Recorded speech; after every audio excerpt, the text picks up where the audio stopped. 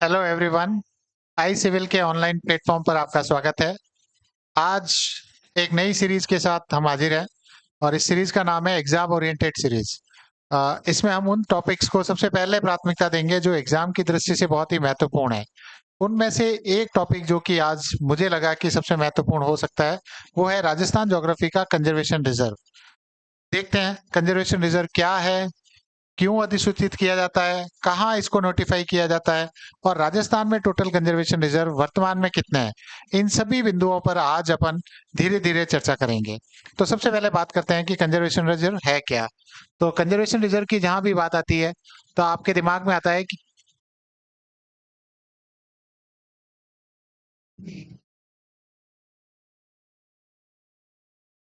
Conservation reserve सबसे पहले देखते हैं कि कंजर्वेशन रिजर्व होता क्या है। तो आपने अभी हाल ही दिनों में राजस्थान सरकार के द्वारा बहुत सारे कंजर्वेशन रिजर्व जो है उनको अधिसूचित किया गया है। देखते हैं क्या होते हैं। सबसे पहले बात करते हैं कि कंजर्वेशन रिजर्व जो होता है वो राज्य सरकार द्वारा अधिसूचित किए जाते हैं। तो आपको जो सबसे पहला एग्जाम में पॉइंट आ सकता है वो ये आ सकता है कि कंजर्वेशन रिजर्व किसके द्वारा नोटिफाई किया जाता है। तो नोटिफाई करने की शक्तियां किसके पास है? राज्य सरकार के पास। राज्य सरकार को पावर कहाँ से मिलती है? तो एक एक्ट है जिसका नाम है वन्य जीव संरक्षण अधिनियम 1972। उसकी एक धारा है, सेक्शन है उसका 36A। उससे राज्य सरकार को पावर मिलती है कि कंजर्वेशन रिजर्व घोषित करेगी वो। वापस बात करते हैं कंजर्वेशन रिजर्व होते क्या है। तो राज्य सरकार के द्वारा कोई भी प्रोटेक्टेड एरिया होता है जिसमें बहुत सारी वाइल्ड लाइफ होती है, वेजिटेशन होती है, उसको नोटिफाई किया जाता है। राज्य सरकार को शक्तियां कहाँ से मिलती है? तो वन्य जीव संरक्षण अधिनियम 1972 है, उसका जो सेक्शन है 36A, उससे उसको पावर मिलती है। ठीक है। अब बात करते हैं कि इसको नोटिफाई कहाँ किया जाता है। दूसरा आपके दिमाग में सवाल आएगा कि कहाँ किया जाता है। इसी के साथ अपन बात कर लेंगे कि क्यों किया जाता है। तो सबसे पहले बात करते हैं कि कहाँ किया जाता है। तो आपको दिमाग में रखना है कि कुछ ऐसे एरियाज है जहां पर किया जाता है। उनमें से 3 एरियाज है जहां पर इसको नोटिफाई किया जाता है। क्यों किया जाता है अभी अपन बात करेंगे। तो नोटिफाई करने के लिए 3 एरियाज मान लेते हैं। ये एक एरिया है जिसको आप सेंचुरीज नाम दे दोगे। दूसरा एक एरिया है जिसको आप नेशनल पार्क नाम दे दोगे। और तीसरा एक छोटा सा एरिया है और उसके जस्ट पास में एक छोटा सा एरिया और है। ये कंजर्वेशन रिजर्व ऑलरेडी है और ये भी कंजर्वेशन रिजर्व ऑलरेडी है। इन तीनों एरिया के पास में जो है कंजर्वेशन रिजर्व घोषित किए जाते हैं। बात करते हैं सबसे पहले सेंचुरीज क्यों घोषित किए जाते हैं सेंचुरीज के पास में। ये सेंचुरी के पास वाला एरिया जो होता है ये वाला, इसको बफर जोन कहते हैं। इसको क्या नाम देते हैं? Buffer zone. कि यहाँ पर वाइल्ड लाइफ जो है वो निकल के बाहर आ सकती है। फॉर एग्जाम्पल इस सेंचुरी से वाइल्ड लाइफ निकल के बाहर आ गई, इस तरफ आ सकती है, इधर भी आ सकती है, किधर भी आ सकती है वो तो इस बफर जोन से जो वाइल्ड लाइफ बाहर आती है और जहां पर बहुत ज्यादा वेजिटेशन और बहुत ज्यादा वाइल्ड लाइफ है, तो राज्य सरकार क्या करती है कि उसको प्रोटेक्टेड एरिया घोषित कर देती है। तो इसका जो पास वाला एरिया है ये वाला, वो किधर भी हो सकता है। इस वाले एरिया को जो है वो कंजर्वेशन रिजर्व घोषित कर दिया राज्य सरकार के द्वारा। अब ये राज्य सरकार कंजर्वेशन रिजर्व इधर भी घोषित कर सकती है, ऊपर की तरफ भी कर सकती है, इधर भी कर सकती है और इधर भी कर सकती है। वो किसी भी एरिया को जो है वो कंजर्वेशन रिजर्व घोषित किया जा सकता है। इसी तरीके से नेशनल पार्क क्या मान लेते हैं। तो नेशनल पार्क के इस तरफ वाइल्ड लाइफ ज्यादा है, इसको क्या घोषित कर देगी राज्य सरकार? Conservation reserve. कौन से? सेक्शन 36A के तहत। ठीक बात है। या फिर तीसरी कंडीशन होती है, दो कंजर्वेशन रिजर्व है, उनको जोड़ने वाला जो एरिया होता है वहां पर वाइल्ड लाइफ ज्यादा होती है तो उसको भी कंजर्वेशन रिजर्व घोषित किया जा सकता है। तो अपने को समझ में आ गया कि कंजर्वेशन रिजर्व जो होता है वो बेसिकली 3 जगहों पे मेनली किया जाता है। क्यों किया जाता है? क्योंकि जो पास वाला बफर जोन है उसको सरकार के द्वारा प्रोटेक्शन में लाना है। क्या यहाँ पर जितनी भी एक्टिविटीज होती है उसके लिए स्थानीय समुदाय को बाहर निकाला जाता है? बिल्कुल नहीं। कंजर्वेशन रिजर्व में जहां भी जो स्थानीय समुदाय रह रहा है उसको वहीं रोका जाता है और उनको वहीं रोककर और इस कंजर्वेशन रिजर्व को घोषित किया जाता है। एक बात ये दिमाग में रखनी है। और सबसे मेन बात है कि इस कंजर्वेशन रिजर्व को जो प्रोटेक्ट करने में लोकल कम्युनिटीज होती है उसका भी बहुत बड़ा रोल होता है और उनकी खुद की एक कमेटी होती है जो इसको प्रोटेक्ट करने के लिए बनाई जाती है। वो बहुत ही डेप्थ वाली बात हो जाती है, वो अपन बात नहीं करेंगे। तो पहली बात अपने समझ ली कि कंजर्वेशन रिजर्व क्या होते हैं। तो राज्य सरकार के द्वारा प्रोटेक्टेड एरिया होता है जिसको कंजर्वेशन रिजर्व कहा जाता है। कहाँ से ये शक्ति मिलती है? तो अपन ने कहा वाइल्ड लाइफ प्रोटेक्शन एक्ट जो 1972 में बना है, उसका सेक्शन 36A है, वो पावर देता है स्टेट गवर्नमेंट को कि वो कंजर्वेशन रिजर्व को नोटिफाई करे। दूसरी बात करी कि कहाँ घोषित किया जाता है, तो अपन ने कहा 3 जगह होती है जिनके पास वाले एरिया को घोषित किया जाता है मेनली। सबसे पहला सेंचुरीज, मतलब अभ्यारण्य के पास में जो एरिया होता है जहां पर वाइल्ड लाइफ जाता है उसको प्रोटेक्ट कर लेंगे। दूसरा नेशनल पार्क, नेशनल पार्क के पास वाले एरिया को भी प्रोटेक्ट किया जा सकता है। और तीसरा जो मेन रीजन होता है वो होता है दो कंजर्वेशन रिजर्व को जोड़ने वाला जो एरिया होता है जहां पर वाइल्ड लाइफ जाता है, तो वहां पर भी राज्य सरकार जो है उसको नोटिफाई कर देती है। यहाँ तक आपको बातें समझने के बाद जो है ये जो पॉइंट्स है ये सारे के सारे मेंस में लिखने लायक पॉइंट्स है। तो मैं चाहूंगा कि आप इस पूरे वीडियो को आराम से बैठकर नोट्स बनाएं और उसके बाद में फिर इसको फिर से देखें, तो आपको समझ आएगा कि अच्छा क्या क्या बातें हुई है। क्योंकि मेनली जो होता है वो एक तरीके से कंजर्वेशन रिजर्व, ज्यादातर मैंने देखा है कि स्टूडेंट के द्वारा सिर्फ 37 कंजर्वेशन रिजर्व है उनको मैप पे बना के रटना एकमात्र उद्देश्य उनका रहता है। जबकि क्वेश्चन जो आ रहे हैं वो बहुत ही अलग डायरेक्शन से आ रहे हैं। आजकल जितने भी क्वेश्चन आ रहे हैं वो सारे कॉन्सेप्ट क्लैरिटी के साथ में आपका इन डेप्थ नॉलेज जो है वो, प्लस आपका जो आसपास के एनवायरनमेंट से जुड़ा हुआ नॉलेज, इन दोनों को कंपाइल करते हुए क्वेश्चन आ रहे हैं। तो इनको कैसे सॉल्व किया जाएगा वो आपको सोचना है। तो इस बारे में आपको डेप्थ नॉलेज लेनी है कि कंजर्वेशन रिजर्व, और क्योंकि हॉट टॉपिक भी है। अब बात करते हैं कि राजस्थान में टोटल कंजर्वेशन रिजर्व कितने हैं। तो अगर आप बात करोगे राजस्थान की, तो राजस्थान में टोटल कंजर्वेशन रिजर्व है 37। कितने हैं? 37। जैसे ही 37 नाम आता है एकदम से स्टूडेंट के दिमाग में आता है कि यार 37 कब याद करेंगे, बहुत ही डिफिकल्ट है। तो सबसे मेन चीज है कि इसको याद करने के लिए भी आपको एक अलग तरीके से अपने माइंड को भी चंक करना पड़ेगा और मेथड को भी चेंज करना पड़ेगा। इन दोनों चीजों को अगर आप चेंज करोगे तो निसंदेह कैसा भी टॉपिक हो वो सब आपके दिमाग में होगा। अब अपन बात करते हैं कि इस 37 को कैसे याद करोगे आप। अगर आप इस 37 को अगर चंक कर दोगे यानी कि तोड़ दोगे, तो आपको समझ में आ जाएगा कि ये बहुत ही आसान है। कैसे तोड़ना है? तो 37 को संभागवार अपने को देखना है कि एक संभाग में कितने हैं, दूसरे संभाग में कितने हैं, तीसरे संभाग में कितने हैं। इससे आपको याद हो जाएगा। अगर आप राजस्थान के मैप को भली भांति जानते हैं तो सबसे ऊपर जो संभाग है उसका नाम है बीकानेर संभाग। ठीक है। उसके बाद दूसरे संभाग की बात करें, उसके जस्ट नीचे आएंगे तो जोधपुर संभाग, फिर उसके बाद आगे की तरफ चलोगे तो अजमेर संभाग आ जाएगा, फिर जयपुर संभाग, फिर और आगे चले तो भरतपुर, भरतपुर के नीचे आए तो कोटा, और कोटा के साइड में नीचे की तरफ गए तो उदयपुर संभाग। तो ये टोटल मिला के राजस्थान के अंदर है 7 संभाग। इन 7 संभाग में कितने कंजर्वेशन रिजर्व है उनके मैप बनाकर अपन कोशिश करेंगे कि इनको याद कर लें। बट इस फ्लो चार्ट को आपको याद करना है। क्यों याद करना है उसकी बात अपन बात करेंगे। सबसे पहले आपको याद करना है कि बीकानेर बहुत ही इंपॉर्टेंट हो जाता है। क्यों इंपॉर्टेंट हो जाता है? बीकानेर पूरे संभाग में सिर्फ एक कंजर्वेशन रिजर्व है। इसका मतलब ये हुआ कि 3 जिलों में तो कोई कंजर्वेशन रिजर्व ही नहीं है, तो आपके लिए एलिमिनेशन करना बहुत आसान हो जाएगा। फिर दूसरा इंपॉर्टेंट चीज आते हैं जयपुर। जयपुर में सर्वाधिक कंजर्वेशन रिजर्व है संभाग में, वो है 10 कंजर्वेशन रिजर्व। तो स्टेटमेंट आ सकता है कि जयपुर संभाग में सर्वाधिक कंजर्वेशन रिजर्व है, बिल्कुल करेक्ट स्टेटमेंट है। उसके बाद एक महत्वपूर्ण तथ्य है भरतपुर। भरतपुर में एक भी कंजर्वेशन रिजर्व नहीं है। इसका मतलब भरतपुर संभाग के अगर जिले आपके ऑप्शन में दे रखे हैं तो उनको एलिमिनेट करना है, वो गलत है। तो आपको बात समझ में आ गई कि बीकानेर में एक है, जयपुर संभाग में 10 है, और भरतपुर में कितने हैं? एक भी नहीं है। बात ठीक है। उसके बाद आगे चलते हैं कि इनको कैसे याद किया जाएगा। तो अपन अपने एक मेथड अपनाएंगे जिसमें कहेंगे कि दो जो है संभाग वो हम एक साथ लेंगे, उसके बाद अगले दो संभाग है उनको एक साथ लेंगे, और उसके आगे वाले दो संभाग है उनको एक साथ लेंगे। इसका मतलब ये समझ में आया अपने को कि अपन मैप कितने बनाएंगे? 3। पहला मैप बनेगा जो कि बीकानेर और जोधपुर का होगा, दूसरा मैप बनेगा जो अजमेर और जयपुर का होगा, और तीसरा मैप बनेगा जो कि कोटा और उदयपुर का होगा। इन तीनों मैप के साथ अपन कंजर्वेशन रिजर्व को पूरी तरीके से याद कर लेंगे। तो सबसे पहले अपन चलते हैं पहले मैप की तरफ। सबसे पहला मैप बात करते हैं अपन बीकानेर और जोधपुर। मान लेते हैं ये राजस्थान का मैप है। इस राजस्थान के मैप में अपने को लोकेट करने हैं 2 संभाग। सबसे पहला संभाग लोकेट करेंगे अपन ऊपर की तरफ, यहाँ पर ये वाला। ये कौन सा संभाग है? बीकानेर संभाग।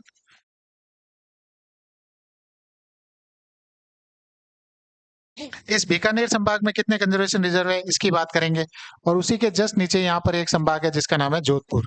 इस जोधपुर संभाग में कितने कंजर्वेशन रिजर्व है उसकी बात करेंगे अपन। तो जोधपुर संभाग में देख लेंगे। जोधपुर संभाग और बीकानेर संभाग को सबसे पहले मैप में आपको लोकेट करना है, ठीक बात है। अब बात करते हैं कितने हैं। तो सबसे पहले बीकानेर संभाग में चलते हैं, और बीकानेर संभाग का एक जिला है जिसका खुद का नाम ही बीकानेर है, उसमें कितने कंजर्वेशन रिजर्व है वो अपन बात करते हैं। बीकानेर संभाग में टोटल एक कंजर्वेशन रिजर्व है और उसका नाम है जोड़बीड़, और वो जोड़बीड़ है कौन से जिले में? बीकानेर के अंदर ही। ठीक है। उसके बाद बीकानेर कंप्लीट होने के बाद अपन आ जाएंगे जोधपुर में। जोधपुर में हाल ही में एक नया डिस्ट्रिक्ट बना है जिसका नाम है फलोदी। याद रखना, क्या नाम बता रहा हूँ? फलोदी। फलोदी के जस्ट नीचे आओगे एक जिला आएगा जिसका नाम है जोधपुर। जोधपुर के जस्ट साइड में आओगे एक जिला आएगा जिसका नाम है पाली। पाली के और साइड में चलोगे तो एक जिला है जालोर। जालोर के जस्ट नीचे चलोगे सिरोही। तो आपको जोधपुर के ये 5 जिले जो है ये दिमाग में रखने हैं। पहले पहला कौन सा बात करी अपन ने? फलोदी। दूसरा जोधपुर, तीसरा पाली, फिर जालोर, फिर सिरोही। अब अपन बात करते हैं कौन कौन सी जिले में क्या क्या है। सबसे पहले चलते हैं फलोदी में। फलोदी में अगर आप बात करोगे तो एक कंजर्वेशन रिजर्व है जिसका नाम है खीचन। क्या नाम है? खीचन। और खीचन बेसिकली फेमस है कुरजा पक्षी के लिए, तो इसको कुरजा कंजर्वेशन रिजर्व भी कहा जा सकता है। याद रखना इस बात को। तो फलोदी में जो एक कंजर्वेशन रिजर्व है उसका क्या नाम है? खीचन। दूसरा कंजर्वेशन रिजर्व बात करते हैं जोधपुर में। जोधपुर में कंजर्वेशन रिजर्व का नाम है गुड़ा विष्णुयान। क्या नाम है? गुड़ा विष्णुयान। तो दूसरा जोधपुर का याद हो गया आपको। फिर चलते हैं पाली। पाली में बेसिकली 2 कंजर्वेशन रिजर्व है। एक का नाम है जवाई लेपर्ड फर्स्ट, और दूसरे का नाम है जवाई लेपर्ड सेकेंड। ठीक बात है। फिर और आगे चले अपन जालोर की तरफ। तो जालोर में एक कंजर्वेशन रिजर्व है जिसका नाम है रणखार। नाम बोलना एक बार, रणखार, जालोर के अंदर। उसके बाद चले सिरोही। सिरोही में एक कंजर्वेशन रिजर्व है जिसका नाम है वाडा खेड़ा। नाम बोलना एक बार, वाडा खेड़ा। तो सिरोही के अंदर आ गया। उसके बाद एक रोचक चीज यहाँ निकल के आती है। एक कंजर्वेशन रिजर्व है जो 2 जिलों में फैला हुआ है, यहाँ पर सिरोही और जालोर दोनों के अंदर। उसका नाम है सुंदा माता। क्या नाम है? सुंदा माता। और फेमस है भालू के लिए। तो अब ये पूरा मैप बन चुका है अपने 2 संभाग का। अभी अपन ने मैप कितने बनाएंगे? 3। पहला मैप तैयार हो चुका है। अब मैं आपको विजुलाइज कराता हूँ। सबसे पहले ऊपर वाला बीकानेर संभाग। बीकानेर संभाग में सिर्फ एक जिला है जिसका नाम है बीकानेर, और अपन ने पहले ही देखा था कि बीकानेर में कितना है? सिर्फ एक, उसका नाम है जोड़बीड़। उसके बाद चले जोधपुर संभाग। जोधपुर संभाग में जिले देखो, फलोदी, जोधपुर, पाली, जालोर और सिरोही। सबसे पहले फलोदी में बात करी खीचन की, जोधपुर में बात करी गुड़ा विष्णुयान की, पाली में बात करी लेपर्ड फर्स्ट लेपर्ड सेकंड की, जालोर में बात की रणखार की, सिरोही में बात की वाडा खेड़ा की, और सिरोही जालोर दोनों मिला के कौन सा है? तो सुंदा माता। ये पहला मैप अपना तैयार हो चुका है। तो ये आपको बनाना है और उसके बाद विजुलाइज करना है। अब अपन बात करते हैं दूसरे मैप की। दूसरा मैप अगर आप देखोगे तो बेसिकली ये मान लेते हैं फिर से अपना है प्यारा राजस्थान है। इस मैप को एक बार देखो, देखे इस मैप में 2 संभाग आएंगे। कौन कौन से? एक तो आएगा अजमेर और दूसरा आएगा जयपुर। ठीक है। अब अपन बना लेते हैं इनको दोनों को। सबसे पहले अगर आप जयपुर की बात करोगे तो कुछ हद तक इस तरीके से जयपुर संभाग बना हुआ है, और उसी के जस्ट पास में यहाँ पर एक संभाग फैला हुआ है, उसको क्या नाम दोगे आप? अजमेर। दोनों संभाग की अपन बात कर लेते हैं।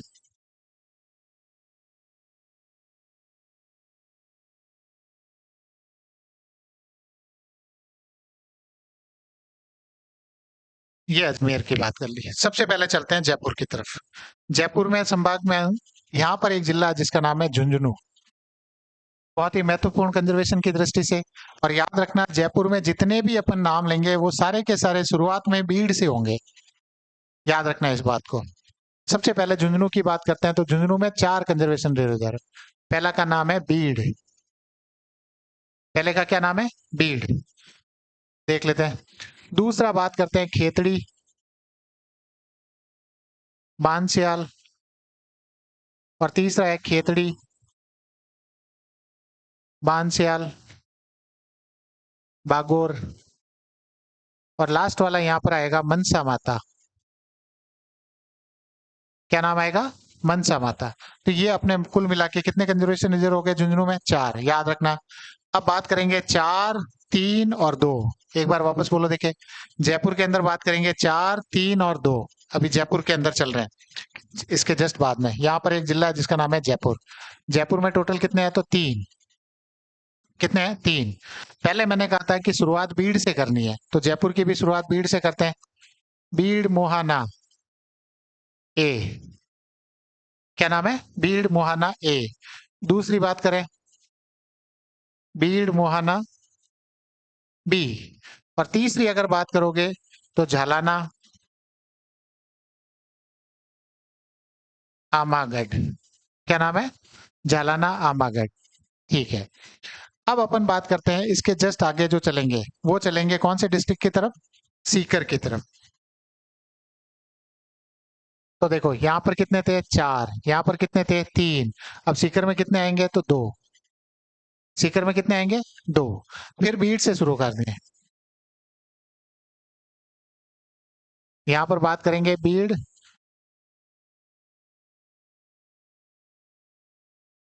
बीड़ फतेहपुर।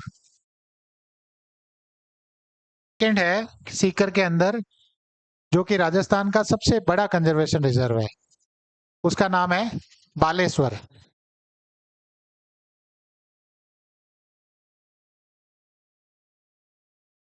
तो याद रखना है आपको कि सीकर जो है वहां पर सबसे बड़ा कंजर्वेशन रिजर्व है राजस्थान का, उसका नाम है बालेश्वर। है ना? तो अब यहाँ पर एक बार के लिए वापस अपन जो है जयपुर संभाग को देखते हैं।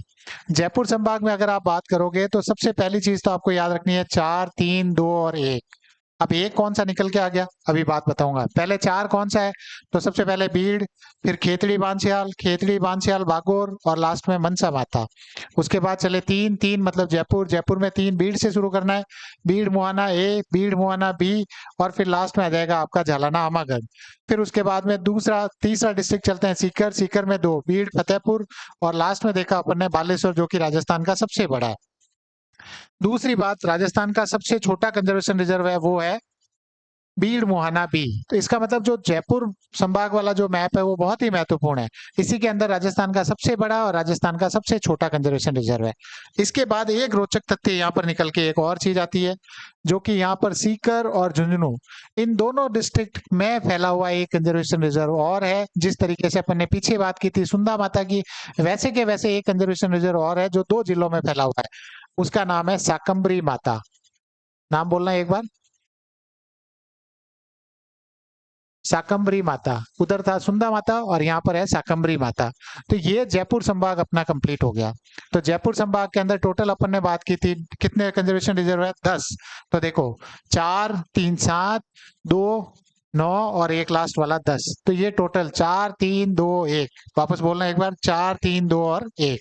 आपको जयपुर संभाग कंप्लीटली याद रहेगा। उसके बाद चलते हैं अगले संभाग की ओर, जिसका नाम है अजमेर संभाग। अजमेर में एक जिला आता है इस तरफ जिसका नाम है नागौर।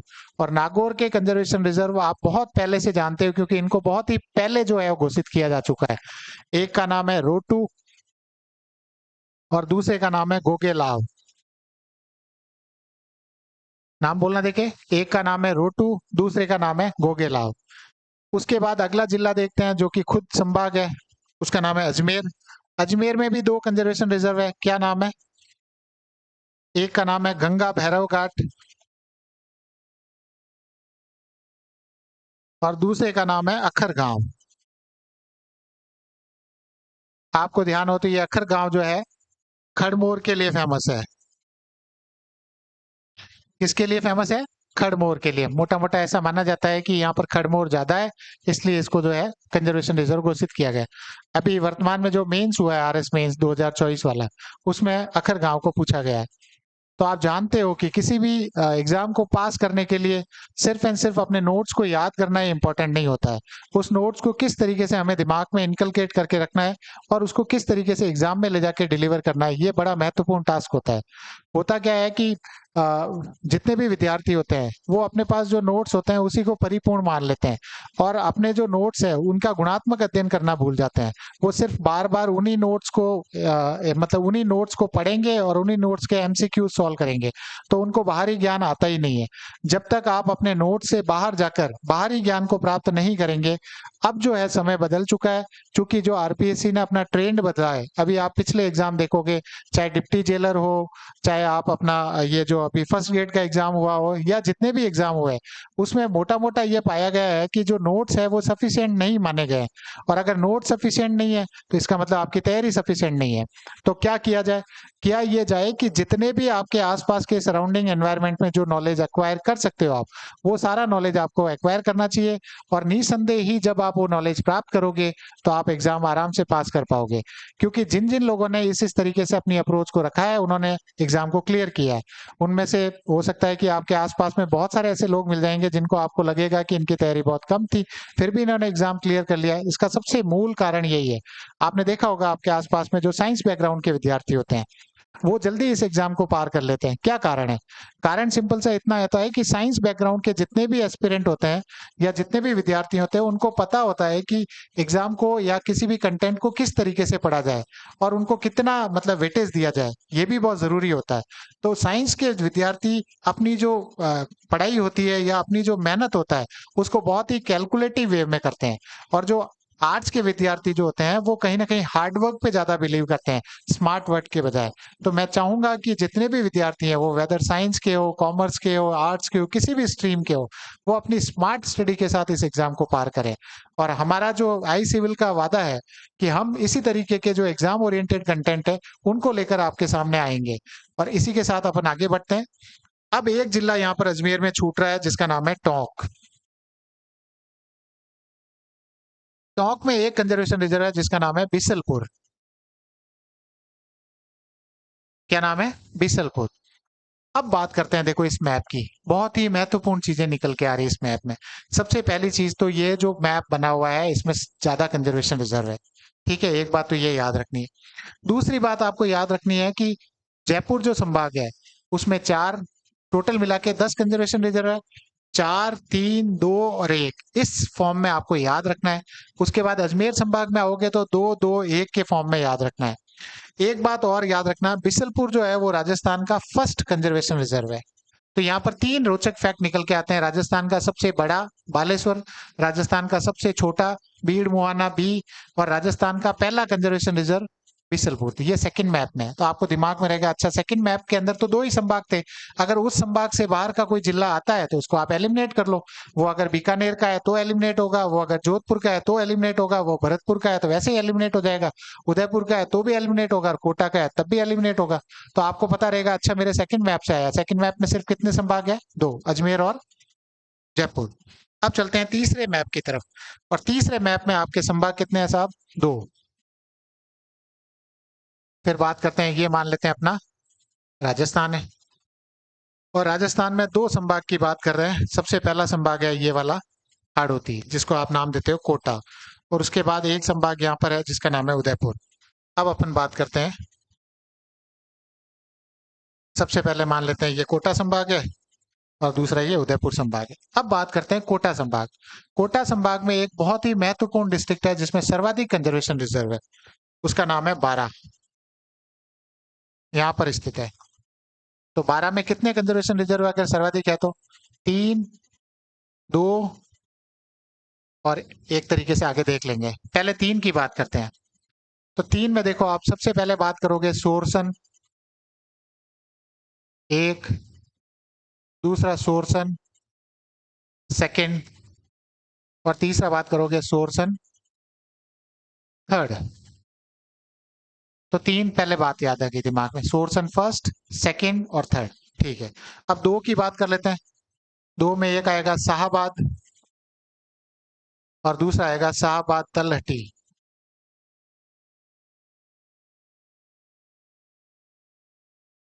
ये बात आपके समझ में आ गई। एक हो गया शाहबाद, दूसरा हो गया शाहबाद तलहटी। अब और बात करते हैं, तो दो है इंडिविजुअल, व्यक्तिगत रूप से आपको याद रखने हैं। कैसे याद रखोगे आप? तो देखो, एक का नाम है बांज आमली,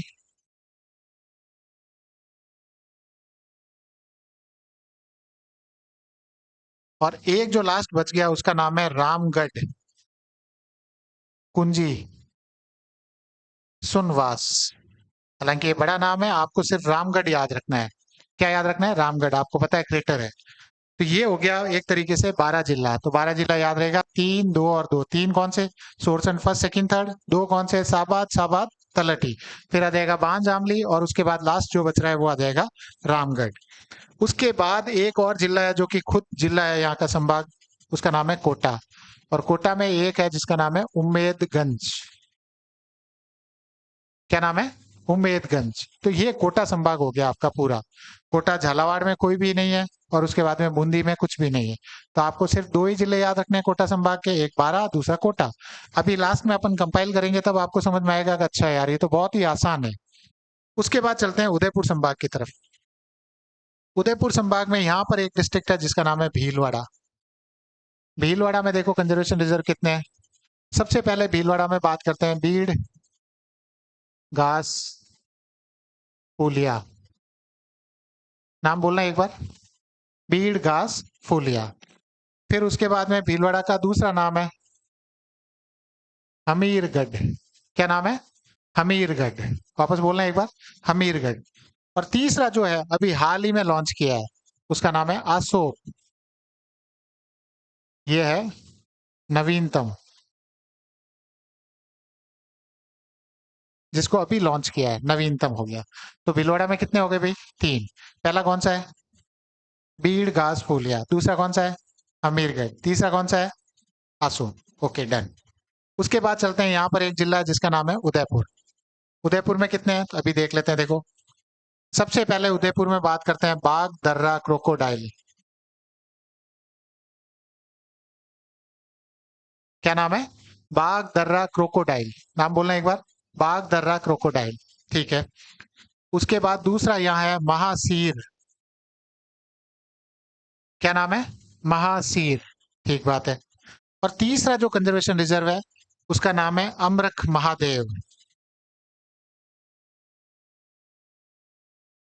अमरक महादेव, इसका मतलब बहुत ही आसान हो गया। उदयपुर संभाग में सिर्फ कितने जिले देखने हैं? दो, भीलवाड़ा और उदयपुर। राजसमंद छोड़ना है, डूंगरपुर छोड़ना है, चित्तौड़ छोड़ना है, सलूम्बर छोड़ना है, बांसवाड़ा छोड़ना है। आप सोच के देखो, अगर ऑप्शन में आता है तो उसको निकालना है। तो इस एंगल से आपको कंजर्वेशन रिजर्व देखना है। ये टोटल मिला के अपने 37 कंजर्वेशन रिजर्व हो गए हैं। आपको पता ही नहीं चला होगा तीन मैप में किस तरीके से कवर हो गए। अब वापस बात करते हैं तीनों मैप की। मैं जस्ट आपको विजुलाइज करवा रहा हूँ। सबसे पहला मैप जो है वो अपन ने बनाया था दो संभाग, बीकानेर और जोधपुर। बीकानेर में सिर्फ एक जिला था, बीकानेर जोड़बीड़। उसके बाद दूसरा संभाग अपन ने देखा जिसका नाम था जोधपुर। जोधपुर में जिले देखो, फलोदी, जोधपुर, पाली, जालोर, सिरोही। फलोदी में कीचन, जालोर में गुड़ा विष्णुयान, पाली में लेपर्ड फर्स्ट, लेपर्ड सेकंड, इधर आएंगे रणखार, और फिर नीचे वाडा खेड़ा सिरोही में, दोनों में मिला के सुंदा माता। ओके। फिर सेकंड मैप की तरफ चले। सेकंड मैप में जयपुर और अजमेर। जयपुर याद करना है संभाग, तो 4 3 2 और 1। वापस बोलो, देखे, 4 3 2 और 1। कैसे चार? चार मतलब झुंझुनू में चार, बीड़, उसके बाद में आएगा खेतड़ी बांसियाल, खेतड़ी बांसियाल आगोर, आगोर, उसके बाद में लास्ट में आएगा मनसा माता। फिर तीन तीन आएगा जयपुर में। जयपुर में कौन से तीन? तो फिर से बीड़ से शुरू करना है। बीड़ मुहाना ए, बीड़ मुहाना बी, बी सबसे छोटा। फिर आएगा जालाना, आमागढ़। ठीक है। उसके बाद चले सीकर, सीकर में दो, फिर से बीड़, बीड़ से शुरू होगा, बीड़ फतेहपुर, और लास्ट में आएगा बालेश्वर। और बालेश्वर राजस्थान का सबसे बड़ा। उसके बाद में चले, दो जिलों के अंदर स्थित है, वो है साकम्बरी माता, किसमें? झुंझुनू और सीकर में। फिर उसके बाद आगे चले अपन अजमेर संभाग में। अजमेर में नागौर में दो, अजमेर में दो और टोंक में एक। नागौर में दो कौन से? तो रोटू और गोगेलाव। अजमेर में दो कौन से? तो अखर गांव एक याद रख सकते हो, और गंगा भैरव घाट दूसरा। और फिर तीसरा जो अपन देखेंगे टोंक, टोंक में एक है बिसलपुर, राजस्थान का पहला। उसके बाद तीसरे मैप की तरफ चले। तीसरे मैप में कितने जिले, कितने संभाग? दो, पहला कोटा, दूसरा उदयपुर। कोटा में कितने जिले? दो। उदयपुर में कितने जिले? दो। कितना आसान हो गया। दो जिले कौन से? तो 12। 12 में कितने टोटल? तो देखते हैं, पहले तीन, फिर दो, फिर दो। तीन कौन से? तो तीन सोरसन फर्स्ट, सेकंड, थर्ड। फिर देखा दो कौन से? तो साबाद, साबाद, तलटी। फिर दो ही तो बचे जिनको याद करना है। ठीक है। एक बांज आमली है और दूसरा है रामगढ़, वो आपको याद है। उसके बाद चले अपन कोटा की तरफ। कोटा में एक है जिसका नाम है उम्मेदगंज। उसके बाद आगे चले अपन उदयपुर। उदयपुर में दो जिले याद रखने, एक भीलवाड़ा, दूसरा उदयपुर। भीलवाड़ा में कितने हैं? तो तीन। पहला कौन सा है? तो सबसे पहले बीड़ घास फूलिया, या बीड़ फूलिया, जो भी आप याद करो। उसके बाद आगे चले हमीरगढ़। हमीरगढ़ के बाद में लास्ट जो अभी रिसेंट में किया है वो है आसो। ठीक है। और उसके बाद चले उदयपुर। उदयपुर में जो तीन है, तीन कौन से? एक तो बाघ दर्रा क्रोकोडाइल। उसके बाद अगला कौन सा है? तो महासीर। फिर उसके बाद कौन सा है? तो अमरक महादेव। इस तरीके से राजस्थान के टोटल 37 कंजर्वेशन रिजर्व अपन ने तीन मैप में याद किए हैं। मैं आप सबसे अनुरोध करूंगा कि इनके मैप बनाएं और उनके बाद इनको विजुलाइज करें और बहुत अच्छे से तैयारी करें। मैं उम्मीद करता हूं कि ये सेशन आपको बहुत ही अच्छा लगा होगा और हम एक नए सेशन के साथ, एक नए विषय के साथ बहुत ही जल्दी हाजिर होंगे। तब तक आप आई सिविल से जुड़े रहे। आई सिविल के जो टेलीग्राम चैनल है उनसे भी जुड़कर रहे नवीनतम जानकारी के लिए। Thank you.